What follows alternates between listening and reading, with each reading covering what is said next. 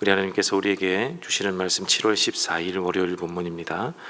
요한계시록 9장 13절에서 21절 말씀, 저와 여러분이 한 절씩 교독해서 읽습니다. 여섯째 천사가 나팔을 불었습니다. 나는 하나님 앞에 있는 금제단의 넷불에서 울려오는 음성을 들었습니다. 그것은 나팔을 가진 여섯째 천사에게 큰 강 유프라테스에 매여 있는 네 천사를 풀어놓아 주어라 하는 음성이었습니다. 그래서 그 네 천사가 풀려났습니다. 그들은 사람의 3분의 1을 죽이기 위하여 그 해, 그 달, 그 날, 그때에 맞추어 예비된 이들입니다. 내가 들은 바로는 그 천사들이 거느린 기마대의 수는 2억이나 된다는 것입니다. 나는 이러한 환상 가운데서 말들과 그 위에 탄 사람들을 보았는데, 사람들은 화홍색과 정색과 유황색 가슴마기를 둘렀고, 말들은 머리가 사자의 머리와 같으며 입에서는 불과 연기와 유황을 내뿜고 있었습니다. 그 입에서 나오는 불과 연기와 유황, 이 세 가지 재앙으로 사람의 3분의 1이 죽임을 당하였습니다. 그 말들의 힘은 입과 꼬리에 있는데, 꼬리는 뱀과 같고 또 꼬리에 머리가 달려 있어서 그 머리로 사람을 해쳤습니다. 이런 재앙에서 죽지 않고 살아남은 사람이 자기 손으로 한 일들을 회개하지 않고 오히려 귀신들에게나 또는 보거나 듣거나 걸어다니지 못하는 금이나 은이나 굴이나 돌이나 나무로 만든 우상들에게 절하기를 그치지 않았습니다. 함께 읽습니다. 그들은 또한 살인과 점치는 일과 음행과 도둑질을 회개하지 않았습니다. 아멘. 앞의 5 재앙에 이어서 오늘 본문은 6째 재앙이 적혀 있는 본문입니다. 앞의 재앙의 이 강도와 달리 오늘 본문에서는 그보다 훨씬 더 높은 강도의 재앙이 내려짐을 우리가 알 수 있는데, 이제는 사람들이 이제 죽임을 당하는 강력한 재앙이 적혀 있습니다. 6째 재앙의 시작은 6째 천사가 나팔을 부는 것으로 시작되고 있습니다. 나팔을 불자 이 하나님 앞에 있는 금 제단의 넷불에서 음성이 들리죠. 6째 천사에게 하는 음성이 들립니다. 큰 강 유프라테스에 매여 있는 네 천사를 풀어놓아 주어라 라는 음성이죠. 이 두 구절만 해도 알아들을 수 없는 것 투성이로 계시록은 굉장히 많은 상징으로 점철되어 있습니다. 여기서 금제단은 넷불이 있는 것으로 보니 구약 성전 안에 있던 분향단, 이 분향단을 의미합니다. 모퉁이에 4개의 금으로 된 뿔을 가지고 있고, 이 향단의 향이 피어오르는 것을 백성들의 기도라고 여겨주셨던 그 분향단이 바로 이것입니다. 레위기 4장에 보면 이스라엘 백성이 이 하나님 앞에서 죄를 지었을 때, 계명을 어긴 것을 발각했을 때, 알게 되었을 때 이 짐승을 잡아서 이제 제단에 바치죠. 그러면 짐승을 잡을 때 나온 이 피를, 이 짐승의 피를 이 회막 안에 있는 향단 이 네 뿔에다가 발랐습니다. 자, 이것은 이제 정결케 된다는 제사 의식이었는데, 이렇게 함으로써 이제 백성들의 죄가 사해지고 거기서 피어오르는 향, 그 향을 하나님께서 기도로 연락 받으셔서 정결케 해주신다라는 의식이 레위기 4장에 나타나 있죠. 그런데 오늘 말씀을 보면 이 정결하게 되어가는 순서와 반대로 하나님께서 행한다 하십니다. 이 백성의 죄를 사해 주시고 그들의 기도를 들어주시고, 이런 것보다 그들의 오히려 기도를 들으시고 심판하시겠다, 재앙을 내려주시는 쪽으로 오히려 정반대로 이 백성들을 사해주기보다는 오히려 이 백성들, 이 사람들을 죽이는 쪽으로 가고 있는 거죠.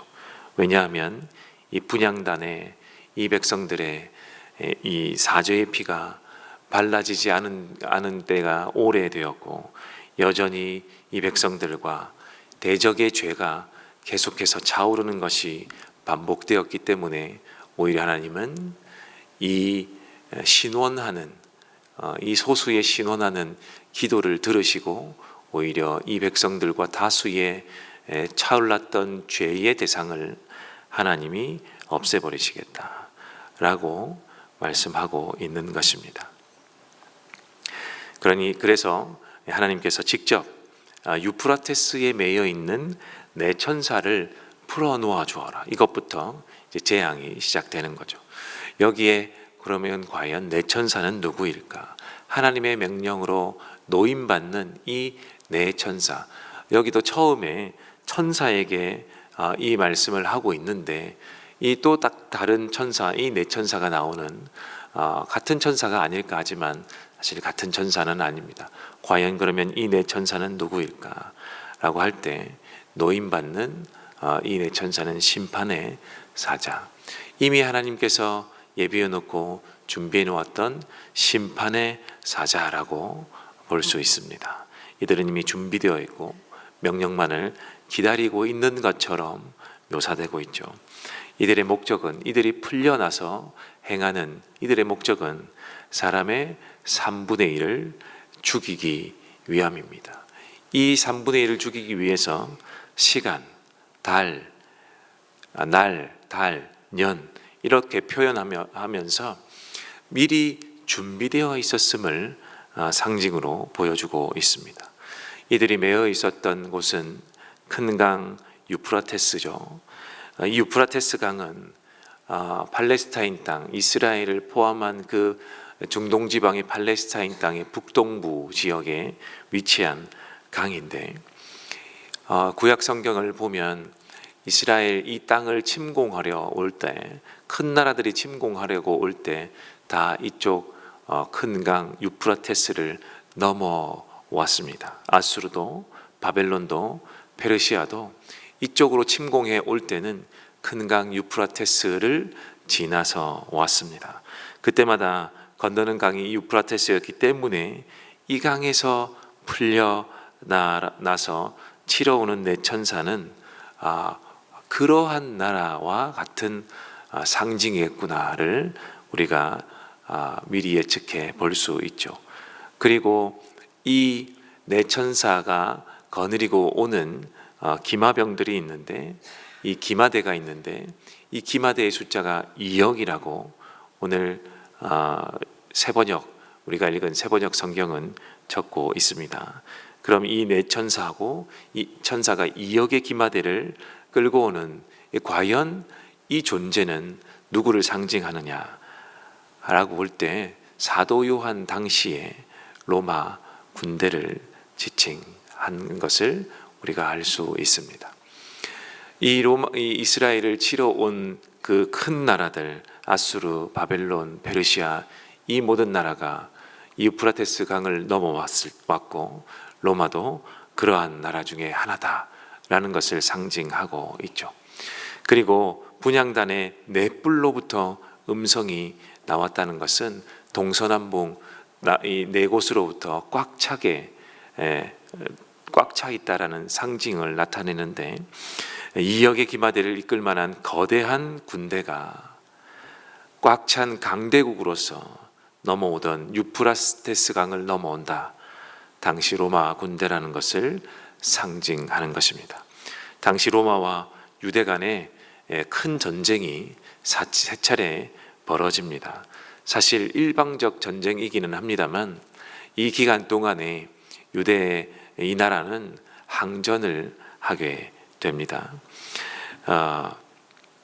그 전쟁을 일으키는 상징들로 오늘 본문이 가득 차 있다라고 생각하시면 되는데 사실 나타나는 상징들을 문자 그대로 오늘날 문자 그대로 해석하기는 매우 어렵습니다. 예를 들어서 2억이라는 숫자를 오늘날을 기준으로 해석하면 정말 이상한 일이 벌어지죠. 인류 3분의 1이 소멸되는 예를 들어 인류 3분의 1을 소멸시킬 수 있는 전쟁이 예수님이 오실 그때에 일어난다라고 이야기하는 사람이 있습니다. 그러면 2억의 군대를 가진 나라가 어디냐라고 할 때 중국, 인도, 러시아 중에 하나다라고 이야기하면서 그때에는 이 세 나라가 핵전쟁을 일으켜서 인류 3분의 1을 멸망할 것이다, 이렇게 해석하는 사람들이 있는데, 불안감을 조성하기에는 적절할지 몰라도 당시 2억이라는 숫자는 이 당시 문화에서 통용되는 숫자가 아니기 때문에 오늘날로 해석할 수 없다라는 이야기입니다. 개역개정 성경도 2억이라는 숫자를 그냥 2억이라고 표기해 놓지는 않고 2만만이라고 되어 있습니다. 원어가 그렇게 적고 있기 때문에 그렇습니다. 원어 이 헬라어에는 2억이라고 적혀 있지 않고 2만의 만이라는 표기로 되어 있습니다. 2만의 만.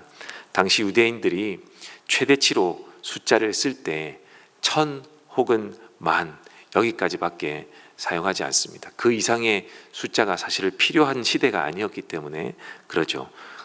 그럼에도 1000도 만도 잘 사용하지 않는, 생활에서는 사용하지 않는 숫자로 엄청난 양을 가리킬 때 사용하는 대명사와 같은 상징적 숫자였습니다.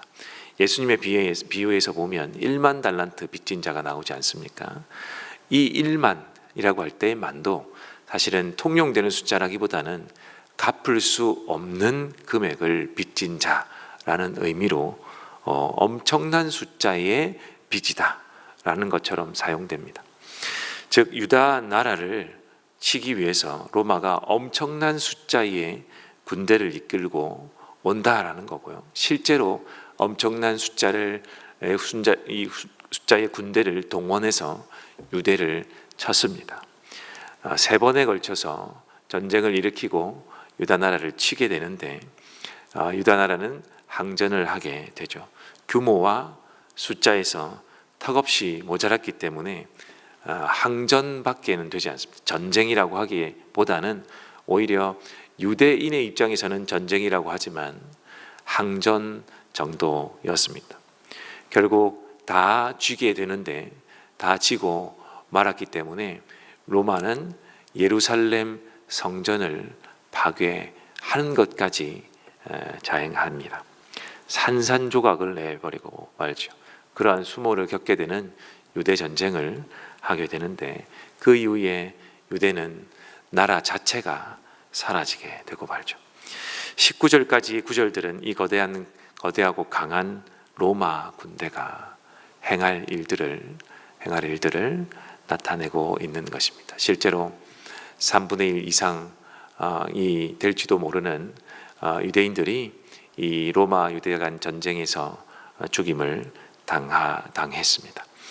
그런데 이런 재앙에서도 죽지 않고 살아남은 사람들이 있습니다. 그들이 신실한 하나님의 사람들이면 좋으련만 오늘 말씀은 정반대로 그들은 오히려 다른 신들을 찾아다니고 거짓 선지자들의 말을 들으면서 하나님의 의도와는 정반대로 행하는 사람들이라는 것을 알 수가 있죠. 실제로 당대 역사가 요세푸스라는 역사가가 기록해 놓은 유대 전쟁사에 보면 당시 로마의 강력한 공격에서도 살아남은 사람들이 있었는데 그들 중에 유대인들도 많았다라고 적고 있습니다. 그들은 거짓 선지자의 말을 듣기 시작하는데 거짓 선지자는 이것이 하나님의 심판이니까 회개해야 된다. 회개하고 하나님 앞에 올바로 서야 한다. 이렇게 말하지 않았습니다. 거짓 선지자들은 곧 하나님이 우리를 구원해 주실 것이니까 하나님께 구원해 달라는 기도를 드려야 한다. 우리가 곧 구원받을 것이기 때문에 하나님께 기도해야 한다. 이렇게 구해달라는 기도를 했다라고 유대 전쟁사의 요세푸스가 기록해 놓았습니다. 성도 여러분, 오늘 말씀을 보면 이 심판은 정황상 하나님이 작정해 놓으신 심판입니다. 그들이 죄로부터 악으로부터 돌이키기를 원하시는 하나님의 계획이라고 우리가 읽을 수 있죠. 그럼에도 이 의도를 잘못 파악하거나 자신이 해석하고 싶은 대로 해석하고 자기 불안을 잠재우는 쪽으로 이 하나님의 뜻을 곡해하는 자기만의 방법들을 추구하는 사람들이 여전히 많을 것이다 라고 사도 요한이 오늘 적고 있는 겁니다. 위기가 올 때에도 그 위기를 하나님의 뜻으로 받거나 하나님의 의도가 무엇인지를 생각하기보다는 자기 불안을 잠재우는 쪽으로 늘 하던 방식대로 사람들이 행하는 대로 사람들이 그 불안을 잠재우는 쪽으로 치우쳐서 그렇게 행하는 사람들이 있을 것이다 라고 오늘 요한이 적고 있는 거죠. 마치 이스라엘 백성들이 광야에서 불뱀에게 물렸을 때 그들 주변에 늘 불뱀이 있었던 그 지역을 다니면서 살다시피 했음에도 불구하고 단 한 번도 그 전까지는 불뱀에게 물리지 않았는데, 그러나 그들이 죄를 지었을 때, 하나님 앞에서 범죄하고 죄악을 지었음에도 불구하고 회개하지 않았을 때 하나님이 보호하고 계셨던 하나님의 팔을 들어버립니다. 불뱀으로부터 이 백성들을 이렇게 보호하고 있었음을 깨닫지 못하고 있다가 도저히 깨닫지 못했을 때 하나님이 그 불뱀을 놓아버리시니까 이 불뱀이 나타나서 이 이스라엘 백성들을 물어버리게 되었습니다. 그때 들린 노뱀을 보라고 했음에도 불구하고 이 백성들 중에 다수는 자기 불안 때문에 자기 방법대로 행하던 사람들이 더 많았죠. 어떻게 노뱀을 바라보냐, 그것을 어떻게 낳느냐라고 의심하고 행하던 대로 행했던 사람들은 구원받지 못했습니다. 오늘 본문도 그와 같죠. 하나님이 놓아버리신 천사들이 일으킨 이 전쟁에서 하나님은 자신의 참 백성들을 가리기를, 선별하기를 원하실 때 이들은 하나님의 의도를 잘 아는 사람이 되어야 했습니다. 그러나 많은 숫자의 사람들은 자기 불안을 잠재우려고 하던 대로, 다른 사람이 하는 대로 그렇게 이끌려 갔다라는 것으로 우리가 오늘 깨달아야 할 것입니다. 오늘날 우리로 볼 때 우리는 이와 같이 아니한 사람들로 남아있기를 원해야 할 것입니다. 오늘날 하나님이 찾으시는 그 사람이, 그 남은 자가 내가 될 수 있도록 하여 주시옵소서 라고 우리가 기도해야 될 것입니다. 하나님의 올바른 뜻을 말씀으로, 하나님이 주신 이 특별 계시 말씀으로 분별하고 시대와 세대 가운데 하나님이 원하시는 것이 무엇인지를 분별해낼 줄 아는 하나님, 지혜로운 하나님의 백성이 되게 해주십시오. 이렇게 우리가 기도해야 될 줄로 믿습니다. 그래서 그 기도 가운데에 그 많은 사람이 다른 길로 행한다 할지라도 우리의 불안감 때문에 그 많은 숫자에 이끌리지 말고, 오늘도 하나님이 주시는 평안함을 누리기 위해서는 하나님이 원하시는 것이 무엇인가 말씀을 통해 찾고 기도함으로 응답받는 저와 여러분이 되어야 될 줄로 믿습니다. 그 길을 걷는 자는, 하나님의 백성들은 반드시 하나님께서 성령을 통하여 평안함을 누리게 하실 것입니다. 오늘 말씀으로 함께 기도하기를 원합니다. 첫 번째는 말씀으로 나의 만족과 유익을 위해 사는 자가 되지 않게 하시고, 오히려 하나님이 원하시는 것이 그것이 어렵고 험한 것이라 할지라도 그 방법대로 살아가는 자가 되게 하옵소서.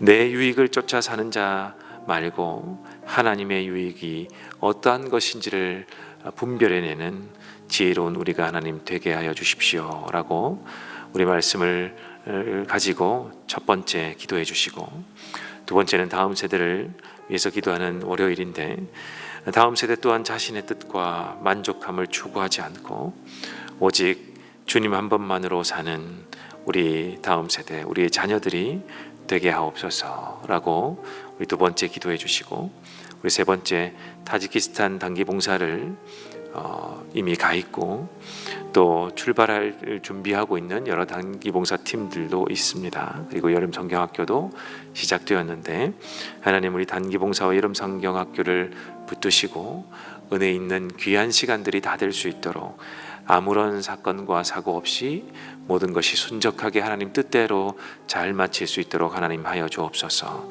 단기봉사와 여러분 성경학기를 위해서도 기도해 주십시오. 그리고 여러분이 가져오신 기도의 제목을 가지고 함께 기도하시다가 돌아가도록 하겠습니다. 함께 기도합니다.